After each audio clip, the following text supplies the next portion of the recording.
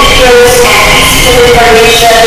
I was very anxious to get them to do because of the value of because the noise on the internet that happened several times over the internet was quite coinciding with the spots and with the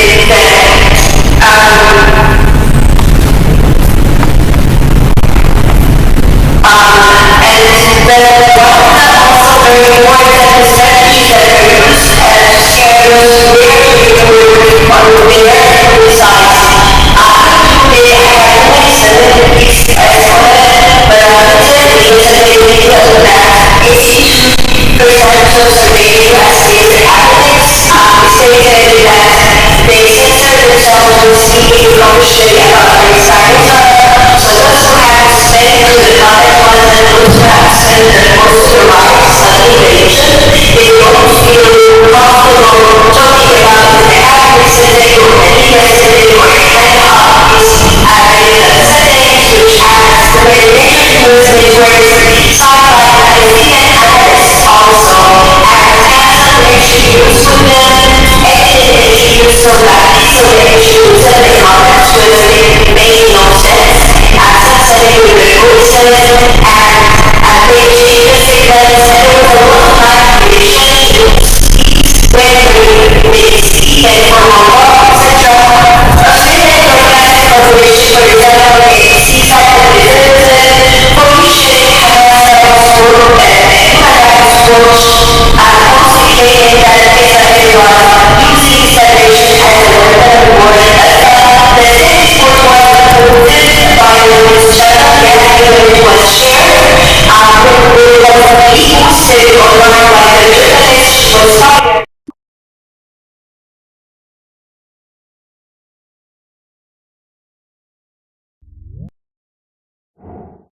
Professional journalists and among media organizations. Committee to Protect Journalists wrote attack, arrest, threat, censorship, the high risks of reporting the Gaza war. So it became like a dead game for anyone who attempts to say anything, even about it, because you lose your future, you lose your job, your whole history is being, I mean, with the Harvard president and the whole history of, I'm not sure which one of the presidents, but there was the whole history of like the so-called plagiarism that came out of a sudden from one of the pro-Israeli, pro-Zionist publications just to punish her for not stating that the statements that they called for at the Senate inquiry where anti-Semitism, that from the river to the sea is not necessarily anti-Semitic, that free Palestine is not necessarily anti-Semitic. At the end of the day, I just wanted to, before I conclude with my concluding remarks, I wanted to bring Rifat Al-Arir, who was a university professor and who was a poet. And his poet, If I Must Die, was resonating around the world through different literary festivals. His poetry was read by several actors, and what he wanted is that he wanted that his death will become a story. And this is what the Palestinians in Gaza and the Palestinians for many years have been not allowed to do, is just to tell their stories and to tell their story as they see it, as it is, as they experience it. So in conclusion, this silencing looks as very extreme because it is really extreme. It never happened before. I think it has, and many people argue that it has allowed for, and it has made many members of the journalism profession complicit in hiding the Israeli genocide and not to allowing the Palestinians to do it. The more development we have and the more sources, the more alternative media we have, the more powers they have to change the narrative. So, for example, there is this alternative media source is called Daraj, and one of the journalists criticized, like Daraj, many of the alternative media in the Arab region, they get their sponsors, Recording is on. they get their work through international donors, and international donors put certain conditions on them, and international donors impose certain line of coverage sometimes in relation to agenda.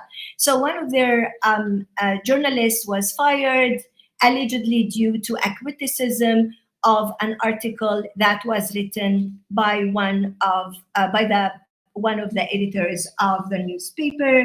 So the more we have development in the spaces and enablement, the more we have strategies and technologies. And I think our next speaker, Miriam, will be talking more about that. There is a lot of orchestrated and consolidated efforts and units and organizations that work to achieve the closing down on voices from Gaza and on stories from Palestine. But as long as we have these that are not necessarily enough, but these individuals who are brave enough to speak up, we still have hope. And I conclude here, and I thank you for so much for listening and for the invite. Thank you, Professor.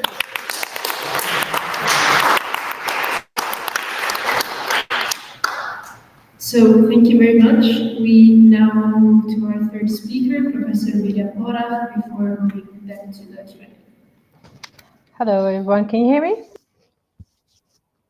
Yes. Okay, so I'm going to try and do the same. I wasn't looking carefully when Abir asked the question, where do you upload your slides? So could you repeat that? The 3 dots on the right, and then?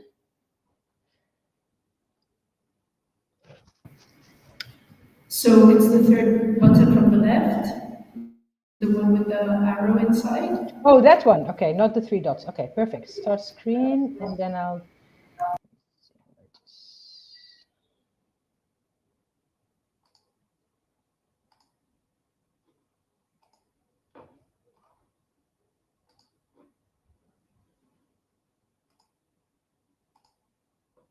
Are you okay? Can you see this? Shall I enlarge it? Yes, you can start. Thank you.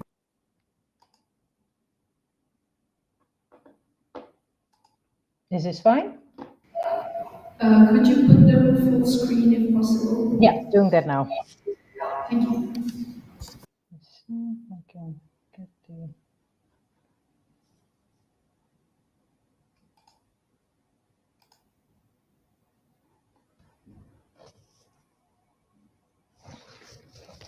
Still okay?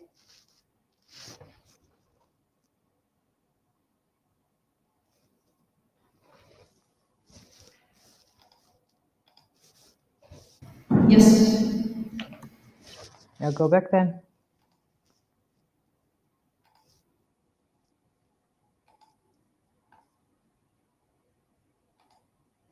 Okay, I'm seeing it as enlarged. You don't see it as enlarged, right? Okay.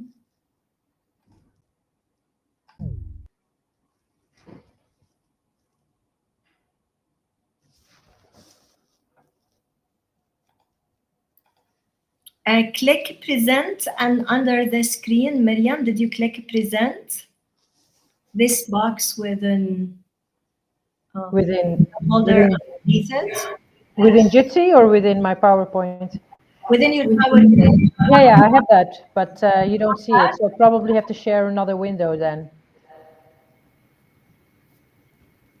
And even the one on top, the present on top, did you use it? Yeah, it's enlarged, but it becomes another window, so I'm gonna have to share then another window. Do you know what I mean? Yeah. But then don't worry about it. I think it's So also I'm going to very stop important. sharing just for a moment so that I can choose another window because now there are several windows for. Okay.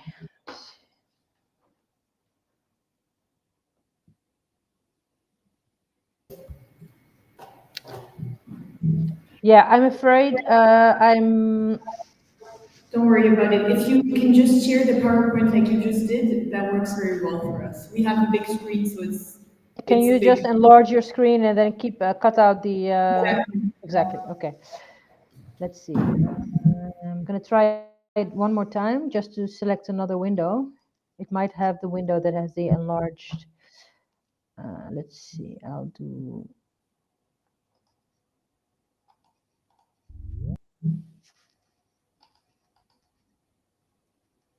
Yeah, no. Sorry about that. This is all I can do. I'm really sorry, but it's not. Can you manage? Yes, that's perfect. Don't worry about it.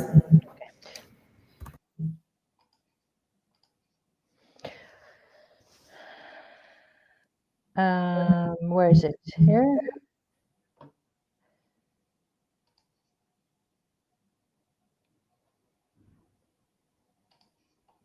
All right, so thank you so much, and I would like to also join the previous speakers in thanking you for organizing this. I think it's important to keep organizing, to not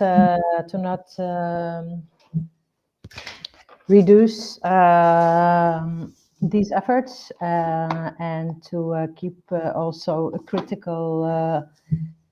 critical investigation and debate on Palestine on the agenda, especially in times of repression. I don't know how the situation is in Italy for you there. I'm speaking at the moment from the Netherlands. I'm in Amsterdam at the moment, and although I work in the UK, and I can say that the context is quite different from let's say 15 years ago or even 10 years ago, in that there are major contradictions which also will be part of my presentation, where on the one hand you have a really fascinating increase of political awareness, more demonstrations than ever, I think. I don't know if this is different in different countries, but in the UK, for instance, the earlier national demonstrations were the biggest in the history of UK protests, specifically on Palestine.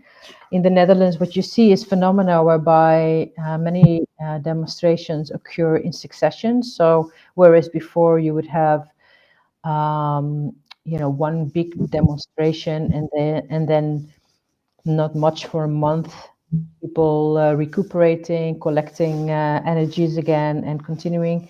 Now you see almost on a bi-weekly base major protests and quite a distributed sense of energy and impact. So it's quite important to acknowledge these shifts, because we tend to sometimes focus on the other side of the same coin, which is the never-ending racist dehumanization of Palestine and the Palestinian cause. The previous speakers mentioned many examples of media bias, the manufacturing of bias, as the title of this conference shows, is a deliberate act. So the repression that also has followed since October is unprecedented. The number of academics that have been investigated, students that have also faced repercussions. So it's quite contradictory, and but I don't know if I'm sure most of you have seen the videos and images from Columbia University. It's quite extraordinary. I mean, I don't think in my lifetime I've seen that level of militancy during the 2009, 8 and 9 war in Gaza, which was then called Cast-led. There were numerous student occupations, including at the time where I was. And actually, where I was at Oxford, and it was a big occupation of the famous Bodleian Library in Oxford, but there were like at least 5 or 6 student occupations at universities in the whole of the UK. And this time there hasn't been any, but in the US at the time it was much weaker. And now we see almost the reverse. We see the militancy in the US, whereby progressive Jewish organizers come together with militant anti-imperialist, socialist, anti-occupation, whatever you call it, organizers together, and in the most Ivy League places you can imagine, actually organizing physical occupations. This is quite extraordinary, and it has to do with also what I wanted to talk to you about, namely the contradictory realities of Israeli or pro-Israeli propaganda, and what it achieves intendedly and unintendedly. Let me see if I can do this. Yeah.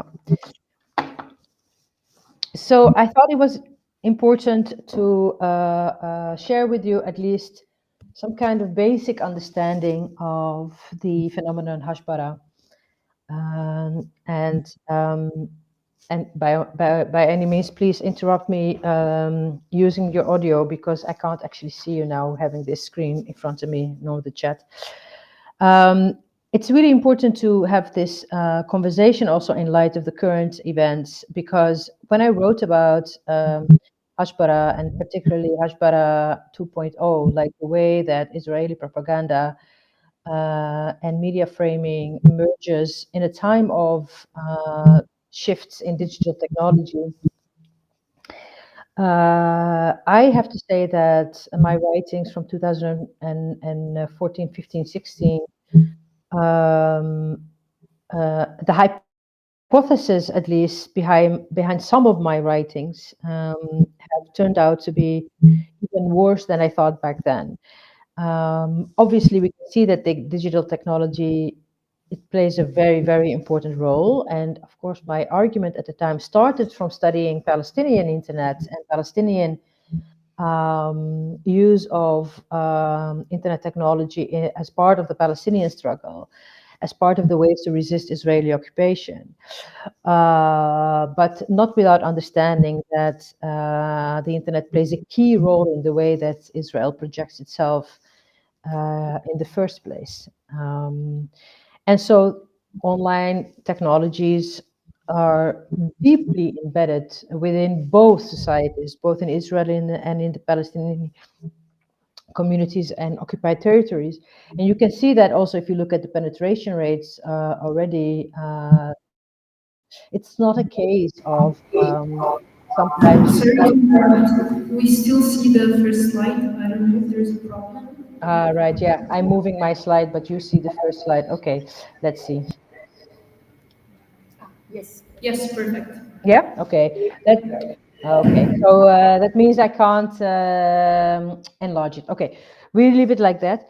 So what is important is that in this case, when we do a kind of conceptual analysis, is to actually embed digital technologies within both societies as part of a fundamental sort of core infrastructure, and not in the sense of what sometimes happens is that Israel gets to be regarded as a kind of like the first world, and then Palestine, because it is part of West Asia and part of a political struggle that is connected to the larger history of the global South, considered as the global South. But actually, Palestine is not the global South. In that sense, if you look at technological advances and development, it is part of a sort of first world infrastructural context, because the penetration rate, for instance, of the internet It's almost the same across both. And actually, Palestine was an early and very enthusiastic adopter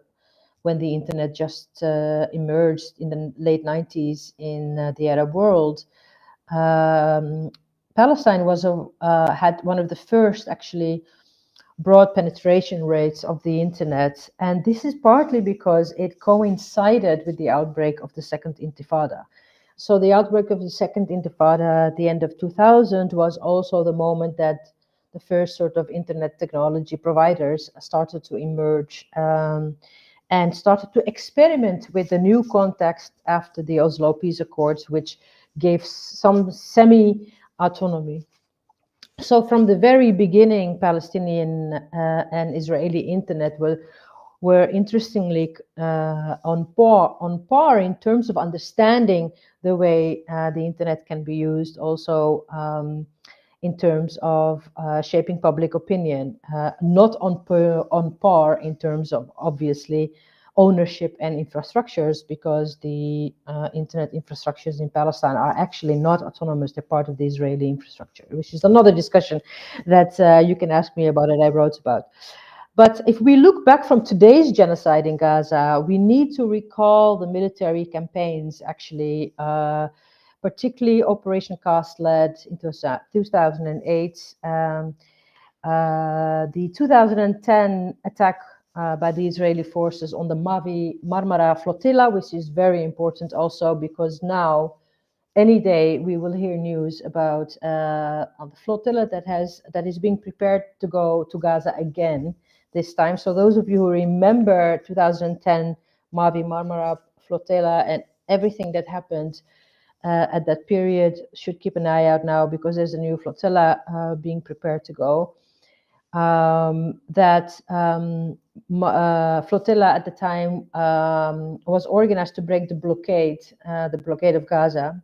Then we had 2012, which was called Operation Pillar of Clouds, which was a major military operation in Gaza. And we had 2014, which was called Operation Protective Edge, during which Gaza was subjected again to a very violent military campaign. I'm saying this because we need to understand, like the first speaker also said, today's episode as part of a long trail of episodes. But all these examples that I've just mentioned, Cast-Lead, 2008, Mavi Marmara, 2010, 2012, 2014, there were also moments where we saw Hashbara, the Israeli public diplomacy policy being undergoing fundamental shifts. And this background helps us understand and explain two conditions to today's schism. The brutal context why Israel generated extraordinary disapproval across the world is one. Um, whether they like it or not, any perpetrator of brutal violence will be disapproved. There is a simple human reflex that does not fancy that. However sophisticated dehumanization has worked, however sophisticated propaganda machines have worked, there's nothing that can compete with the disapproval of seeing whole buildings, schools, universities, and hospitals being flattened. And the second condition that is very important to understand today's schism is that these earlier examples of key moments that I just mentioned are also the moment, indeed, of when visual evidence started to become started to be mediated through digital platforms. Those were the first times where visual evidence started to be mediated through digital platforms, because it's not unique, because actually if you have a sort of interest in visual culture and visual politics, you will see actually that Palestine and Palestine politics as a visual phenomenon has been very strong ever since the 1960s in terms of posters, videos, documentaries. But in terms of visual expression being mediated through digital platforms, it is exactly those historical arcs that I just mentioned of 2008, 10, 12, and 14 that are at the background of what is happening today. And around those cases also we saw debates coming to the service time and again about how political resistance and political organizing is shifting from proactive involvement to a reactive involvement, namely a constant demand on Palestinians and pro-Palestinians to prove and to evidence. So a constant demand to verify sources, verify claims. And this verification is part and parcel of what later became a pattern of Hashbara. And Hashbara as the version of Israeli public diplomacy. And what this verification of sources comes down to, boils down to, as we see at the moment happening on a daily basis, is what can be called gaslighting, what can be called whataboutery. So a lot of the Hasbara is whataboutery. So you're so into Palestine, what about Sudan? You're so into Palestine, what about Syria? But also disqualifying. So a lot of disqualification, shooting the messenger, shooting the source. And obviously, Hasbara is very much about distracting from the main political agendas around building solidarity. And so Hasbara is best understood, as I tried to explain in the article I wrote about this, as manufacturing discontent. If you look at the writings on manufacturing consent, then what we see here, the famous work on manufacturing consent, you see here that Hashbara is really about manufacturing discontent, and always with or towards Palestinian self-determination. So it's really not just any Palestinian, not just any Arab. It's about a Palestinian subjective understanding of Palestine as a case of self-determination. That's why there's a whole discussion about, for instance, certain coexistence initiatives. And it's a bit, it's a difficult discussion, but I guess examples like Standing Together, where Palestinian and Israelis in Palestine 48 in Israel have been organizing issues that have been actually tolerated in Europe. So you've seen that where Palestine organizers have been rejected, that actually standing together, this kind of coexistence, have been accepted. So it's not any kind of Palestinian representation. It's the kind of Palestinian representation whereby the right to autonomy, liberation, and self-determination is at the core. And so I argue that we need to place this this understanding of Hashbara in the wider context of public diplomacy, and not just within the scope of today. And as you can see from my slide also, I try to see it as a kind of expression of a very professionalized and centralized policy. There's actually a ministry of Hashbara. And that, in effect, if we look at the timeline and how it sort of merges and overlaps with digital infrastructure, that social media have directly affected the algorithms of how you do diplomacy. And so there's a diversity of methods, as I just explained, that utilizes social media to express Hashbara in the digital age. And this could be from distraction to disqualifying to gaslighting. And the way that these methods are developed is very important, obviously, because they are not easy. They have to actually be organized, funded. You have to have the software, the hardware. And that is why it's important to place the Israeli Hashbara within the context of a material reality whereby Israel obviously has one of the most privileged positions in the world, the so-called Israel startup nation. The fact that the IT development in Israel is superb, and this has a lot to do. We don't have time to go into it today, but if you have any questions, I describe it in my article. It has a lot to do with it as a militarized nations and militarized context. So you have a lot of research and development around the military to do with technology. And so I think, having said this, it's important to then look at this phenomena without this sort of over focus on technological abilities, but placing it within the social realities. And social realities are always contradictory. So a social phenomenon like Hashpara will be fraught by contradictions and therefore also by very conflicting results. And that is why Hashpara actually has led to sharp criticisms within Israel itself, because it continues to also fail, it continues to disappoint.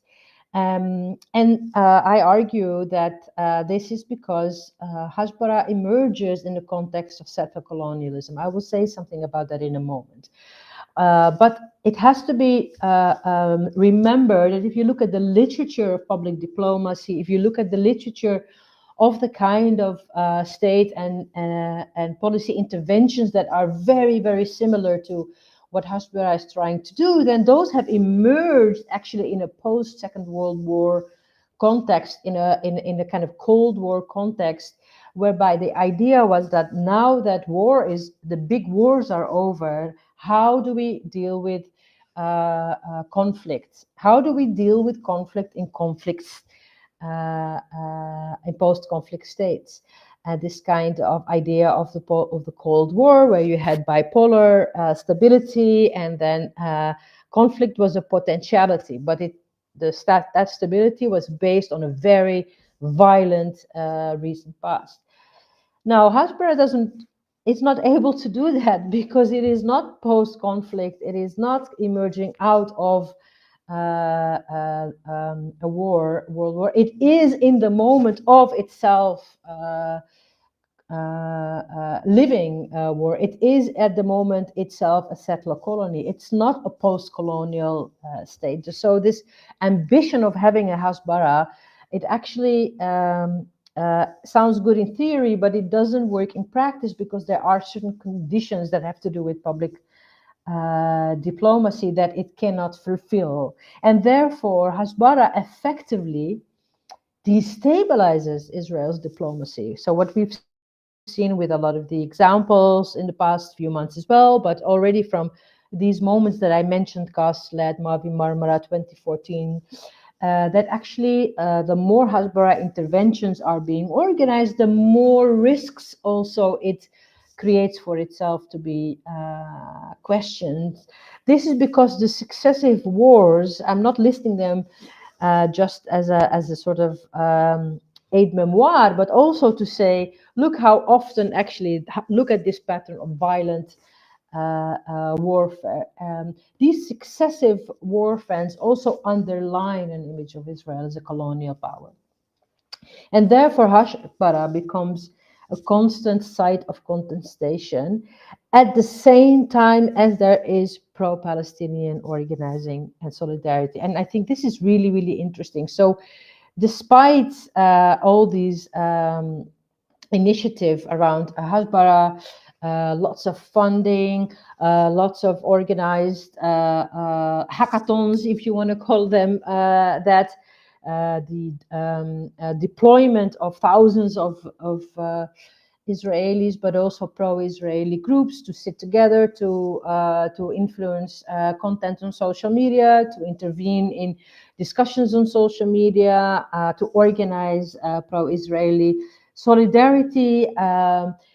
Despite, if that would be the only line of analysis, the only hint that we have, if the hint would be all the money and all the effort and all the time, then you would expect that there would be a fantastic job done. And so what we see that it isn't the case, and that is really on the one hand related to the fact that Hashpara does not fit within an actual colonial context, but is meant to be, as public diplomacy, a part of a post-colonial situation. That's why it is important to point out the synergy between politics and Palestinian engagement as not being unique in the absolute sense at the moment. That's why it's important to look back from today. And I know that, you know, we hear this all the time, that we need to historicize, but I think it's important also for the activists today, whether in Italy or in other places, in working non-stop for now 6-7 months now, to remember that this is another chapter in the succession of chapters on which we can also build, and whose shoulders we can also stand. And let's also remember that when I say Mavi Marmara, the Mavi Marmara flotilla was precisely organized because back then Gaza had just locked down behind land, sea, and trade blockades after the 2006 election of Hamas. So that was very new at the time, but it is also what has led now to the debates about the blockade of Gaza by Rafah. It didn't come out of the blue. It was that period, the early 2000s, the mid 2000s, which led to the Mavi Marmara. And so that feeling at that time of a double punishment, like this is a colonized people having a double punishment by having its economy strangled, its infrastructure destroyed, its people impoverished, is what led at that time to this outburst of energy of pro-Palestinian mobilization, but also then what led to and contributed very strongly to the degeneration of Israel's public image. So what I mean is that the challenges regarding Israel's reputation that we are seeing now are not completely new, but also they were not new at the time in 2010. This is why I made that point about visual expressions of Palestine being mediated on digital platforms. Does not mean it's the first time that visual content and stories about Palestine are mediated for the first time, because if we look at when Israel's reputation really experienced damage, then we have to go back actually to the writings and reflections, most notably, early 1980s in Lebanon, 1982 invasion, the Sabra and Shatila massacres in Lebanon, the 1996 attacks on Lebanon, the 2006 attacks on Lebanon. Those were quite important moments that have already been forgotten, where also Israel was very much at the defense in terms of the public view.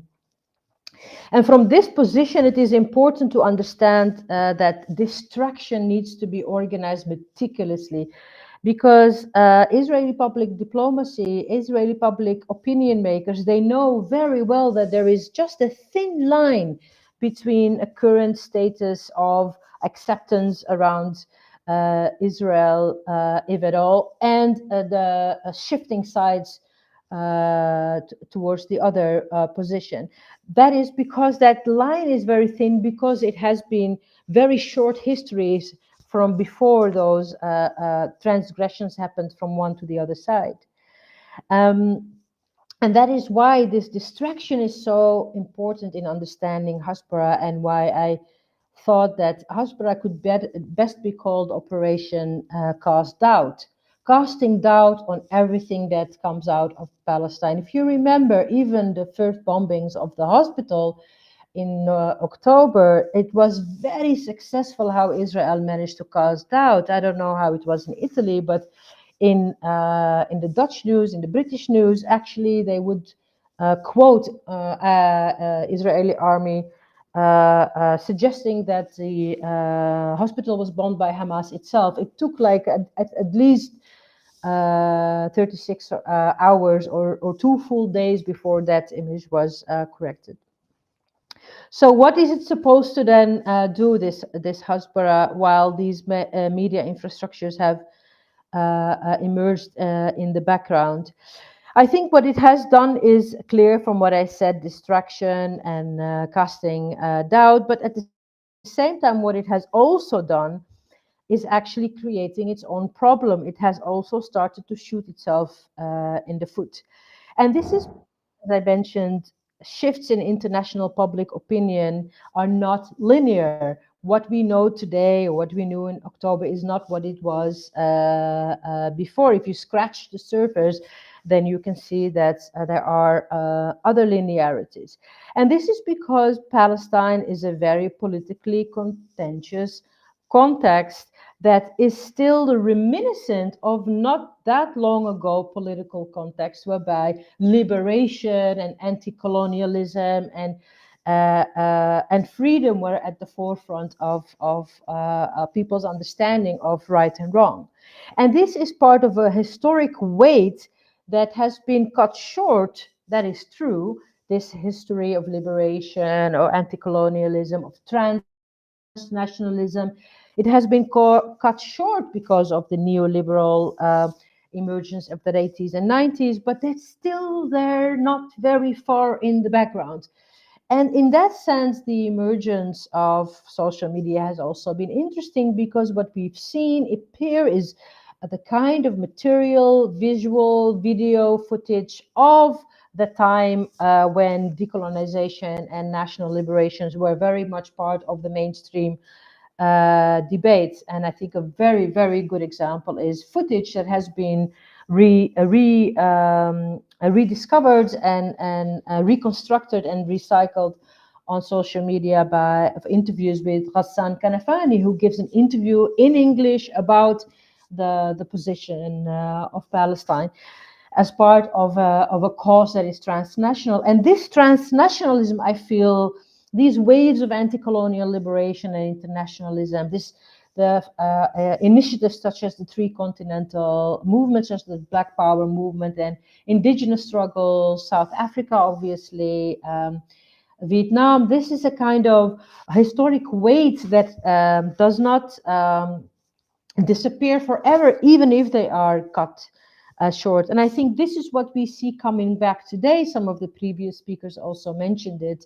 The idea of, for instance, Irish and Palestinian solidarity that a lot of people mention, the idea of the troubles then are the troubles now, it is a fascinating example of where historical and lineages are actually not that difficult and impossible to reconnect, even if they were cut short. So where does this leave us in analyzing Hasbara?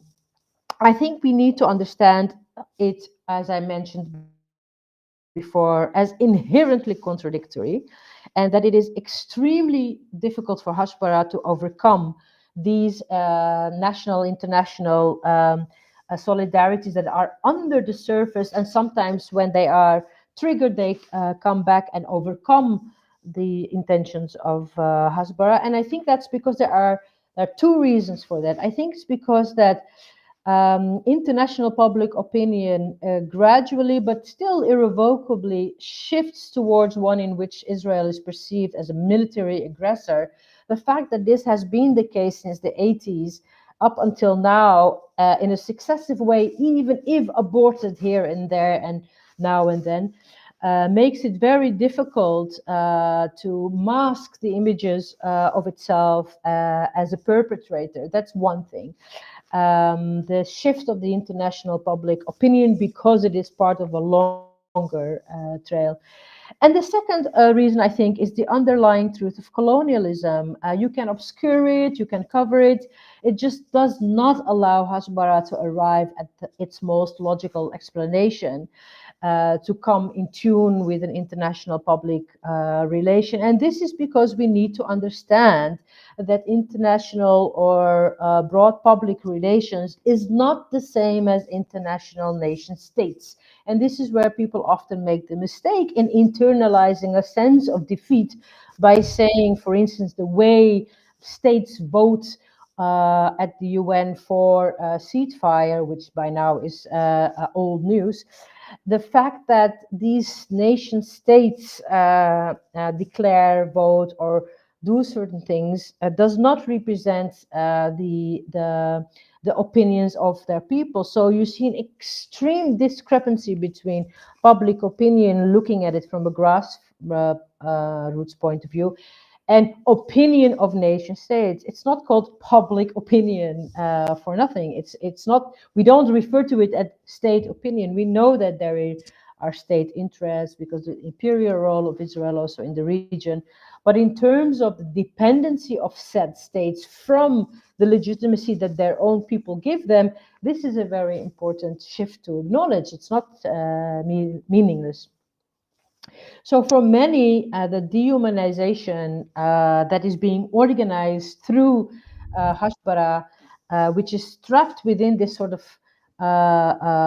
propaganda, even though it wants to do diplomacy, doesn't simply come to terms, especially when we look at how since the last war that is currently raging, there have been even new social media and digital media initiatives which go right to the heart of Hasbara, such as the Hasbara tracker. You have now software that you can find on Instagram, on other social platforms that allow you to insert links or content, and then it tracks for you what kind of Hasbara is at play here.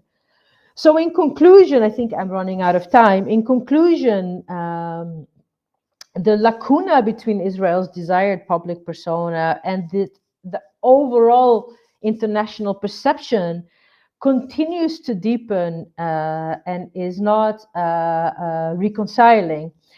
And in that contradictory crack, pro-Palestinian movements are gaining support. By gaining support, we need to understand that this does not equal that it's easy. By gaining support, we need to understand that that means the repression will be more. So we need to step away from the idea that gaining public opinion and shifting fundamentally the ideas around Palestine, Israel, goes hand in hand with being accepted through the legal and state premises. If anything, it is the opposite. If anything, the more the crackdowns are organizing at campuses and in workplaces, the more actually it shows that advantages are being made. And this is where a parallel common sense is seeping through, and where where you know this more than others.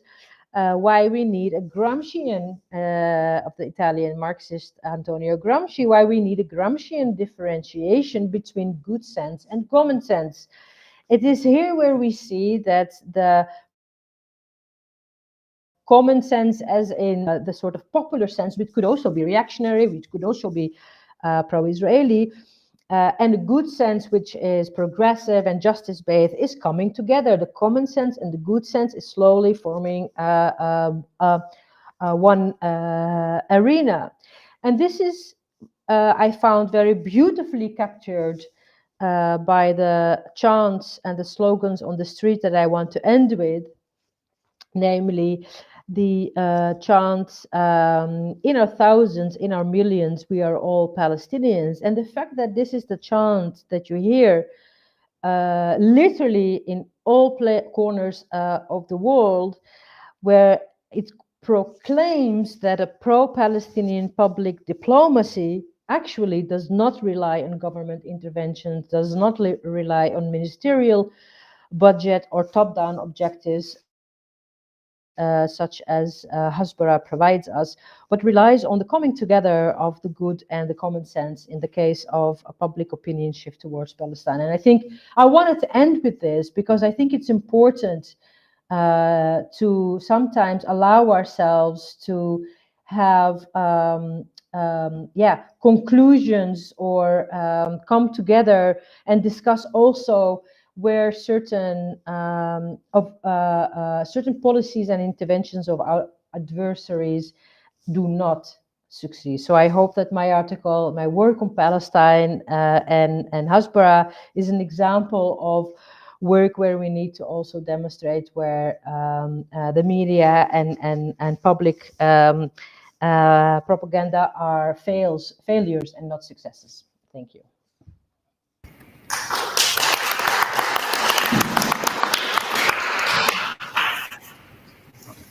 Thank you for all of your contributions. This was all very interesting. And now let's move on to the Q&A. We already have a couple of questions in the question form. If you still want to ask a question, if you're online, you can write it in the chat or submit it on the question form. There is a link in the bio on Instagram. Or if you're in person, just raise your hand. I think one person who submitted a question is here in person and wanted to make things. Yes? Yes. Okay. Okay. Yeah, maybe you can say it into the mic so that the people online can hear it too. Sorry.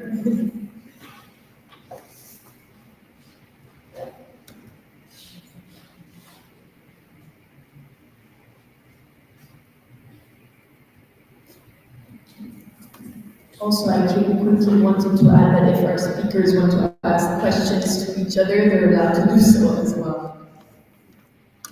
Okay. Hello, can you hear me? It's for Professor here present with us. Do you consider the recent meeting between the head of the political bureau of Hamas, President Erdogan, undermines public opinion support for a Palestinian state? Thank you. Collect a few questions. Yes, let's collect a few questions if that's okay for everybody. And between the speakers, you can also share or complete whatever you want to add. So, The voice is not very clear. Can you please repeat the question? okay, I will read it. I have it here. So,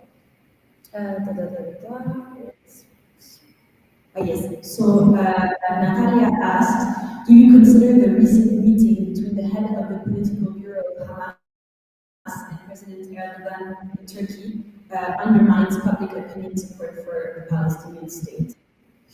I'm going to read I think two other questions and then we can start answering.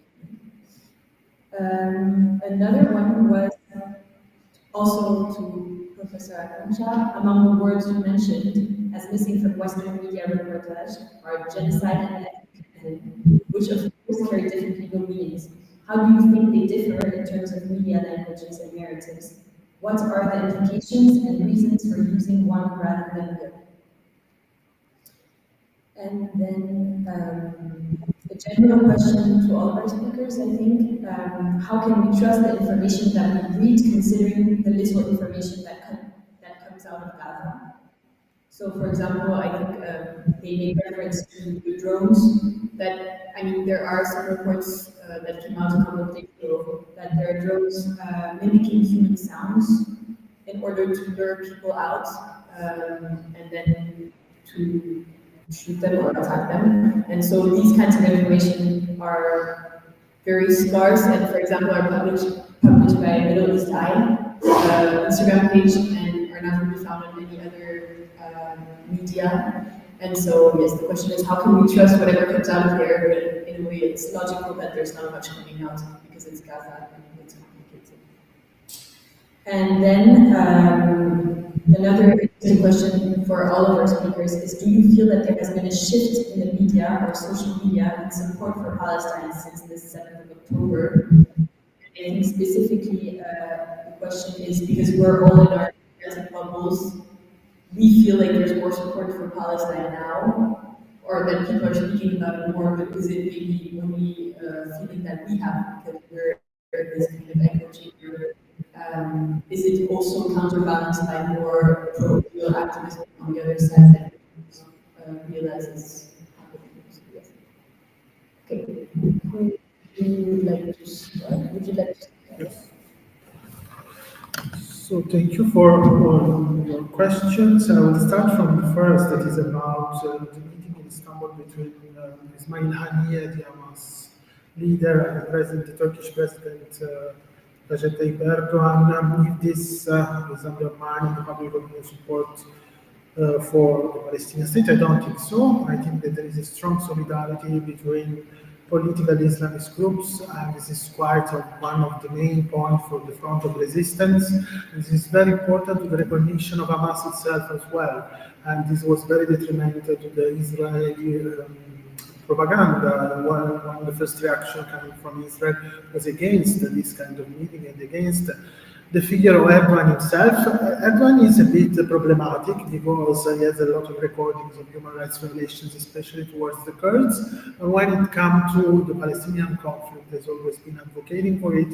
And we can say that is part of the rhetoric of the umbrella of political Islam, is when the Muslim Brotherhood in Egypt was arguing the same. And the first elected president in Egypt, Mohammed Morsi, was one of the few people that was having a kind of more balanced approach towards the Palestinian conflict when he was in power in 2012, 2013. So it's quite a common feature, all those political figures belonging to political Islam, to have a kind of more nuanced approach towards the Palestinian conflict. And this is quite relevant to have a kind of transnational recognition of the resistance fronts, so not only Hamas, it's where Islamic Jihad and the other groups, Hezbollah and the Shiite movement. And so this is quite needed. We can add as well that at the very beginning this was instrumental by the part of Erdogan, so he was advocating for Palestine, but on the other hand he was continuing with these trades with Israel. But in the last few weeks they cut and some revision of the bilateral relationship between Turkey and Israel. So this is coming into effect, but to a certain extent we can say that as well the Turkish state makes a bit of propaganda when it's discussing the topic of the bilateral relationship with Palestine. When there is this question that comes from the audience about genocide and ethnic cleansing, for me are both valid terms. I would use both of them in different contexts, considering the ICJ and when which genocide can be used in this context is quite relevant. So I would use it after the 2nd of October. Of course, ethnic cleansing can be used when we refer to the situation in Gaza, because 80% of the population in Gaza has been already displaced. There is this idea of targeting children that is quite part of the idea of ethnic cleansing, because if you target children, you want to completely cancel the population in a specific context. So I would consider that for the situation in Gaza, it would be interesting to use ethnic cleansing.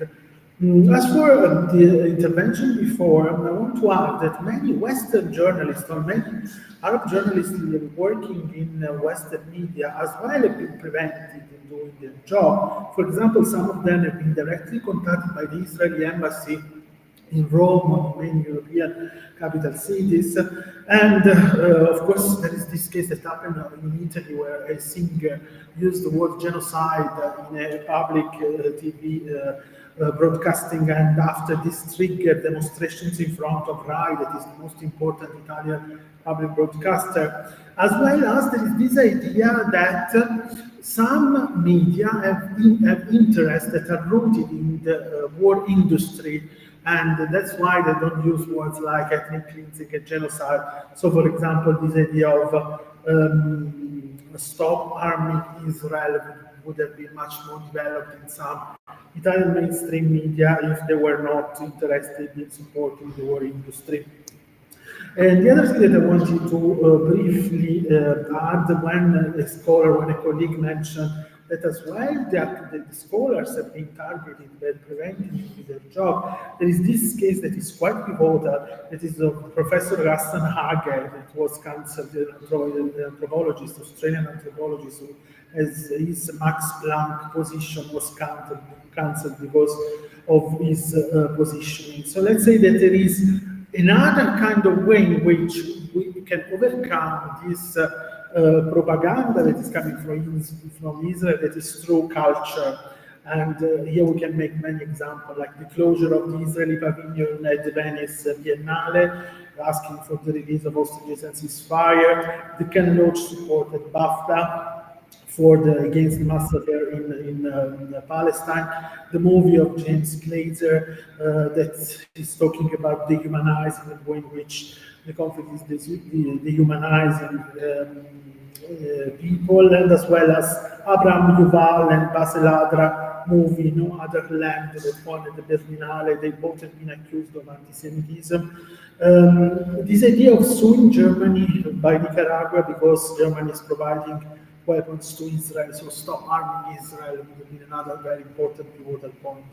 Is this idea, in more general terms, that it is not acceptable that Palestinians have to pay for crimes and mistakes that have been done by the Europeans in the Second World War. And this is quite one of the other things that should be always mentioned when we discuss about it. Thanks.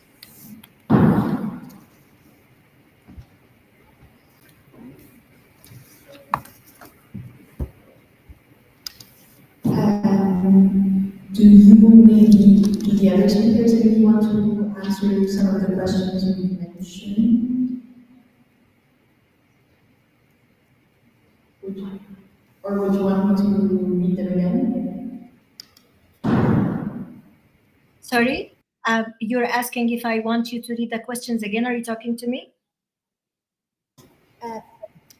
Yes, exactly. I was wondering if you want me to read the piece here. No, that's fine. I can try and answer a few of the questions that were raised. Actually, this is quite an interesting discussion. Thank you for the speakers, Miriam. I enjoyed, and also our Italian friend. I think your name is. Excuse me for the mispronunciation, Gestap. I really appreciate all the great notes that you have made about, the European responsibility and others, and also in other areas. I would like to make an important distinction in relation to the first question. I'm not sure I understood it well, but there is the question of Ismail Haniya meeting in Turkey. I don't know if this was for everybody or not, but I think we have to draw a very important distinction between Hamas on the one hand, between Fatah, between the Palestinian Authority, and between the Palestinians and their legitimate rights on the other hand. Obviously, the issue of legitimacy within the Palestinian population in the diaspora in Gaza and in the West Bank is not possible because people do live in fear. They're under occupation. So, and they're not allowed to choose anything, let alone the leaders. So they shouldn't be judged by who is speaking on their behalf from an official sort of perspective. And I'm building on a point that was mentioned by Miriam a bit ago. The other question about trust and trust in whatever information that is available. This trust in information and in news that is available about the Palestinians and about the conflict has been a strategy creating this distrust with long-term sort of collective work of pro-Israeli propaganda arms, including not only the Hasbara, but including, media monitoring groups, including official statements that would always undermine the credibility of a news media when they come close even to telling the truth. So it's an intended that, and the truth is the first casualty of war, as we all know. But it's also confusion is also intended because when people are confused, they're paralyzed. And all what the effort have been orchestrated to do is to put this people around the world in a state of paralysis and confusion, so they don't know who to trust, they don't know what news to find. But thankfully, there is a growing sort of instances, and there is a growing learning that is happening among the global publics in relation to critical news and information literacies, in which people, in which you will find as shown in many of the accounts and social media posts that users themselves are correcting headlines of the news organizations to make them more professional. And that's a very important step forward in the sense of how do we reform news media and their coverage. So the more education we provide regarding what's in news, what's journalism, what is acceptable, what is not acceptable, what's principles, where did they violate? And there's a lot of reporting about this. Listening Post, for example, there's lots of shows about this, and there are a lot of journalists, alternative media that are trying to put some clarifications as to what do we trust, where does it trust. And the trust is a global phenomena when it comes to the news media. It's not only limited to here, but here it has a political instrument. It is instrumentalized in political and military, in serving the more superior from a political and military sort of perspective. Do you genocide versus ethnic cleansing? That both are legal terms, and as you have mentioned, they can be used in different contexts. Ethnic cleansing is a project that started in 1948 with the various methodologies, with the first Palestinian Nakba, with the various methods that were used by the Haganah and other Israeli terrorist organizations at the time, to pull people out and to kick them out of their hometowns, including sexual violence, which was never reported. And it's highly, highly disguised in the archives of many countries and governments, documents, and including massacring and ethnically cleansing certain towns and cities, where a lot of historians, like new Israeli historians, have discovered and uncovered this with the Tantura, Deir Yassin, and other areas. It is genocide in Gaza because of the amount of slaughter, indiscriminate slaughter that is happening, and it's with the purpose of ethnically cleansing. So the choice of the words are legal, but I mean from my observations, from my analysis, I believe that both of them are happening. But when do you use them is a completely different story, and you could tell from the different official statements that are coming out of the Israeli officials that they intend to free Gaza from its people. And even there are a lot of scenarios moving Rafah people into Sinai, getting them out through the sea, getting them out to another area, even selling settlements, like unplanned settlements by the beach of Gaza. And resorts by the beach of Gaza is happening in the United States, Canada, and other countries. And it as if it's already been emptied of other people, as if the genocide is already over and the Palestinians were ethnically cleansed from Gaza. And although these are hypothetical statements, or might seem such, but they seem to be part of a big plan by the son-in-law Jared Kushner, when he said that resorts, I mean, it was quoted all over the media, that resorts and the beach of Gaza is the new investment to bring a prosperity to the Gazan people. I don't know how this could happen in Gaza in particular, which is the most populated, one of the most populated areas on earth, but that's a completely different story. There is, yeah, I think these are my, if I have forgotten anything in mind, thank you so much. Thank you. I had a question. Does Mrs. Ourach, do you still want to add something to all of this?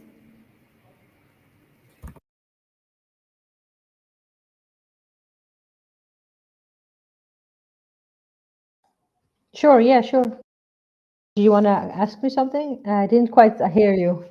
It's echoing. Sorry. I can reread maybe one of the last questions that were asked. So, do you feel that there has been a shift in media or social media support for Palestine since the 7th of October? That was one of the questions. And how can we trust the information that we read, considering the little information that can come out of Gaza? And finally, one I think that was more directed towards you. Yes. So since the 7th of October, do you feel that the disinformation control of the media has changed in only quantity or also in quality? Are there new false myths or tropes and new memes that have been added to the new Hasbara 2.0? Okay, thank you. I'm just wondering if I'm maybe not seeing the questions, but I'm just hearing them. Just, is that correct? They're not somewhere to be seen, right? Okay, great. I'm just like, what is absent from my screen that I can't see the questions? But yeah, thank you for the questions. Obviously, I think the important, I would say, critical approach is to always understand the contemporary as containing both a new and continuation. So actually, on the one hand, most of what we see in terms of methods and practices is not new. Like we've seen it in previous episodes, and we've seen it maybe in less concentrated forms, but at least the Palestinian activists that I work with and that I know will tell you we don't see much new. Like we've dealt with this. What is new is that the violence is there are no words. There are just no words to explain the unprecedented level of violence. It's just extraordinary, and I think it's just a combination of all the techniques and methods and tactics that we've already seen happening over the years. Slightly more sophisticated, slightly different platforms, but in essence, the dehumanization that is intended is not very new. In essence, the discrediting of Palestinian voices is not new. The discrediting of critical journalists writing about Palestine is also not new. But the concentrated level within this happens, that is new. And I think that is what people mean when they say, when they almost in exasperation, almost in a kind of like shock, say, I can't believe this. We are witnessing a genocide, and actually the world goes on. I think it's the sense of shock that comes with the quality and quantity of the colonial violence that is quite shocking. And I think that's not unimportant. So even if we say the techniques that we see are not very new, it doesn't mean that you thereby have to undermine the newness of the actual genocide. And I think those are the two things that I would like to distinguish, that social media and media analysis are not hegemonic over the analysis of the political experiences on the ground. So even if the lens is digital media and the way Hasbara is being employed, even if through that lens we can say, actually, not much new under the sun, we should not then confuse that by saying, oh, well, not much new under the sun in terms of Palestine, Israel. No, this is a new stage. And I think I agree, actually. I don't know what other speakers think, but I agree with already early on. We've heard scholars, public intellectuals. The other day, Sari Makdisi was also saying this is in another webinar. This is something that Israel cannot come back from. This is not 2008-9 or 2012 or 14. This is something they cannot come back from. This is impossible to go back to normal. It's really, I cannot conceive how that happens. I don't know how others think about it, and if they do, please explain to me. But I don't think this can be a return to normal. And in terms of the responses to the Israeli and pro-Israeli, because let's face it, it's not mainly Israel. It's actually an international support system for Israel that is also being organized in terms of Hasbara through Israeli embassies. The screenshots I showed you from my slides of the Stand with Israel in the Netherlands, they're actually organized through the Israeli embassy in the Netherlands. So it's not Israel as one entity, it's actually an international. I think in terms of their methods and tactics, so far, for every method and tactic I have seen, and I've tried to really like collect the different examples, so far for every tactic I've seen, I have found a counter technique to the extent of the if you remember on the slide, the Hasbara tracker. I think that's the most brilliant example.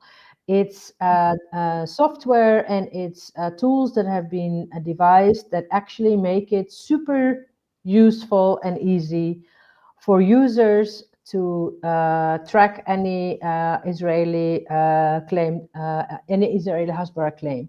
So any Israeli claim that something is a lie, something didn't happen, can be tracked.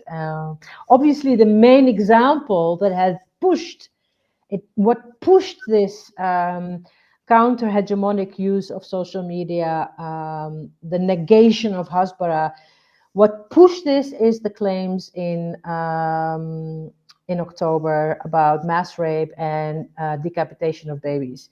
That is what really pushed the kind of sense of, okay, we really need to get our act together and organize a systematic way to disclaim the disclaimer. And this is what is happening now. But again, I don't want to dampen the mood, but it's only yesterday I saw a British television interview whereby these same claims were repeated.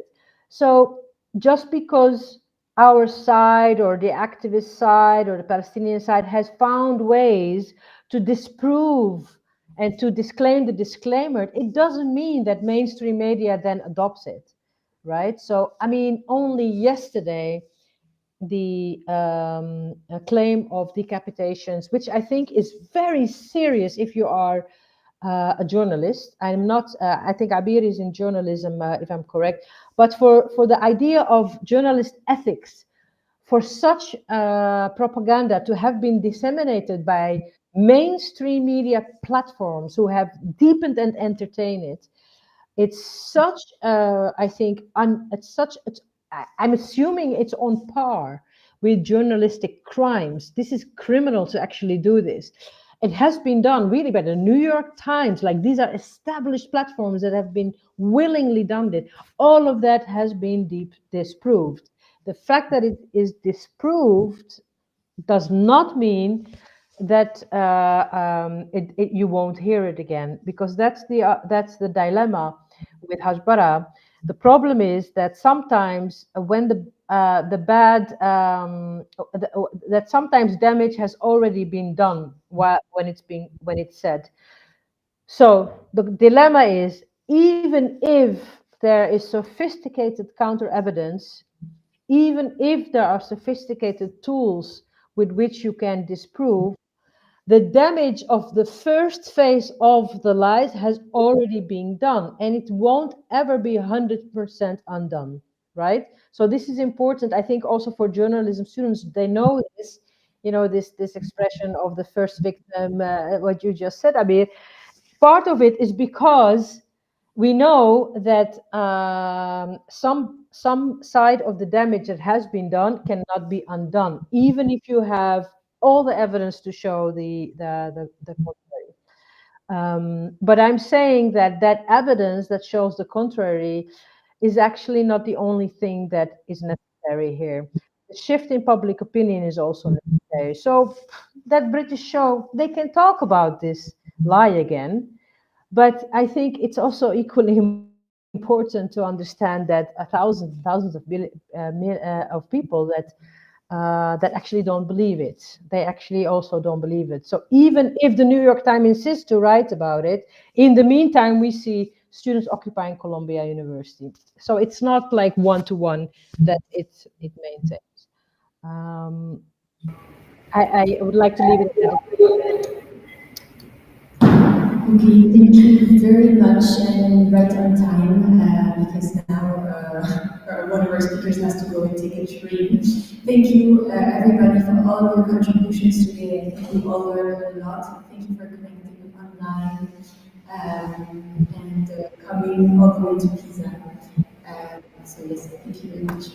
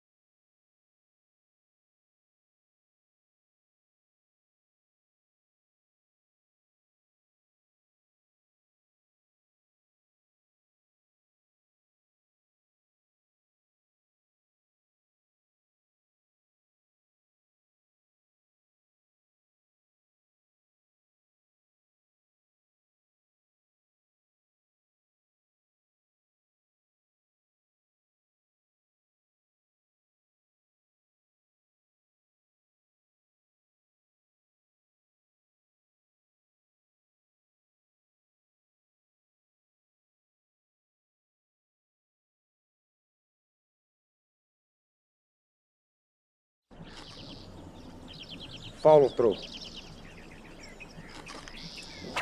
2 inches to the left, nephew. All right, hold on. I think I got it. Well, we need to get it cracking out here. And I really need something to calm me down so I can get this right. You feel me? Man, I totally agree. So look, I'm gonna call a couple of homeboys up and some homegirls. Yeah, let's get back together and make this thing pop. That's a great idea. And later on, as a treat, let's show them our movie. Perfect. That's what I'm talking about. Cause it's groovy like a drive-in movie. And then we're gonna smoke a doobie, and hopefully some chicks will show their boobies. Oh, wait. All right. All right, I'll meet you in a second. Yabba dabba do. There you go. Oh, yeah. Follow through, baby. So what, we get drunk. So what, we smoke weed. We're just having fun. We don't care who sees. Oh, shit. So what, we go out. Hey, let me get a lighter. That's how it's supposed to be. Cause you know I'm high as fuck. Young and wild. Keep that in there. And free. So what? I keep them rolled up, sagging my pants, not caring what I show. Keep it real with my niggas, keep it playing for these hoes. It look clean, don't it? Washed it the other day, watch how you lean on it. Keep me some 501 jeans on it, roll joints bigger than King Kong's fingers, and smoke them hoes down to they stingers. You a class clown, and if I skip for the damn with your bitch smoking grade You know A. what? It's like I'm 17 again, peach fuzz on my face. Looking on the case, trying to find a hella taste. Oh my God, I'm on the chase. Chevy, it's getting kinda heavy. Irrelevant, selling it, dipping away. Time keeps slipping away. Zipping the safe, flipping for pay. Tipping like I'm dripping in paint. Up front, 4 blunts like a leaf, put the wheat in the So J. what, we get drunk. So what, we smoke weed. We're just having fun. We don't care who sees. So what, we go out. That's how it's supposed to be. Living young and wild and free. And I don't even care, cause if me and my team in here, it's gonna be some weed in the air. Tell 'em, Mac. Blowing everywhere we going, and now you knowin' when I step right up. Get my lighter so I can light up. That's how it should be done. Soon as you thinking you're down, find how to turn things around. Now things are looking up. From the ground up, pound up this Taylor gang. So turn my sound up and mount up and do my thing. Now I'm chillin', fresh out of class, feeling like I'm on my own and I could probably own a building. Got my own car, no job, no children. Had a size project, me and Mac killed it. THC, MAC, DEV, HD3, hi, it's me. This is us. We gon' fuss and we gon' fight and we gon' roll and live So our life. what, we get drunk. So what, we smoke weed. We're just having fun.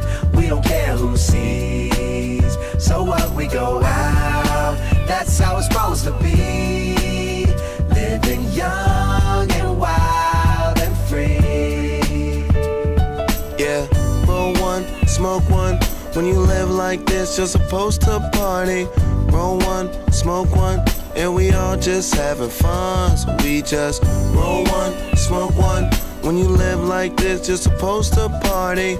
Roll one, smoke one, and we all just having fun. So what, we get